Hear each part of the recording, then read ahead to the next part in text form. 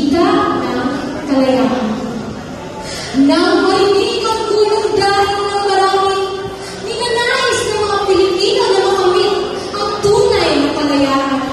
Sa mga Espanyol, mga Amerikano, at Hapones na kalaban, sa gubaan ng mga bansa, lahat ay kasali.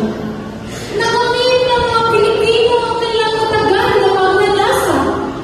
Kaligtasang matamis sa kabila ng pagdurusa. Kasabay nito ay kalayaan sa paggamit ng wikang sariling atin. Filipino na para sa lahat, sa iyo at sa akin. Ito ay simbolo ng tagumpay at panalo. Magkaisang buong Pilipinas ang intensyon. Ito ay nagdala ng kultura sa paglipas ng mga taon at kaalaman na laging nagbabago at progresibo.